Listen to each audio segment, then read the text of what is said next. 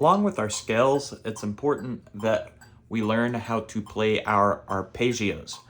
To make an arpeggio, we simply take our scale and we're going to use the 1, the 3, and the 5 from it, aka the first note, the third note, and the fifth note, in order to create what we call the arpeggio. So, if we take C major, and we give each note a number, C would be 1, D would be 2, E would be 3, F is 4, G is 5, A is 6, B is 7, and then C up here, we could call it 1 again because it's repeating itself at that point. Anyways, we take the 1, aka C, the 3, aka E, and the 5, aka G. Creating our arpeggio, we tend to also include that octave note, in this case C, as well. So like this, I'll play 4 per note. 2, re, D, and C, up to E, up to G, up to C, back down,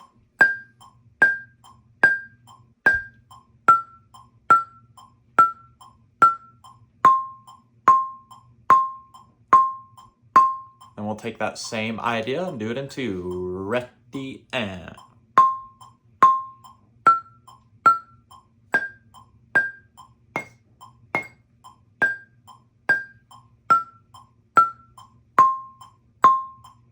And 1, ready, and.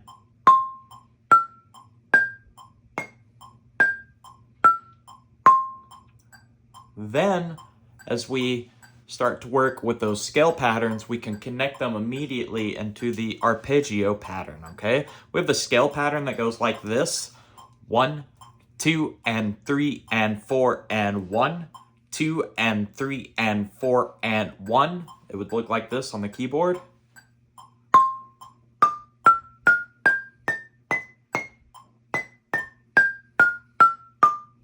And then we can connect that to an arpeggio pattern that would go 1, 2, and 3, 4, and 1, like this. Ready, and. Oh, let me get with the met. Ready, and. And then eventually we put them together like so. 1 and 2 scale, then arpeggio.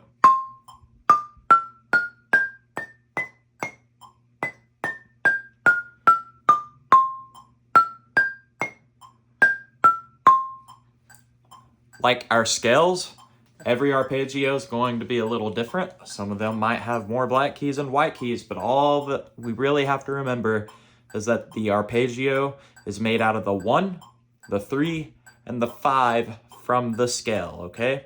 Now, putting that in a context into a different key, we'll go to B flat major, all right? My notes in B flat, we should already know, are B flat, C, D, E flat, F, G, A, B flat. So B flat is 1. We're going to take the 3, meaning we're going to use D, and the 5, which is F. All right? Sounds right to me. Anyways, build up those arpeggios with your scales. Happy practicing.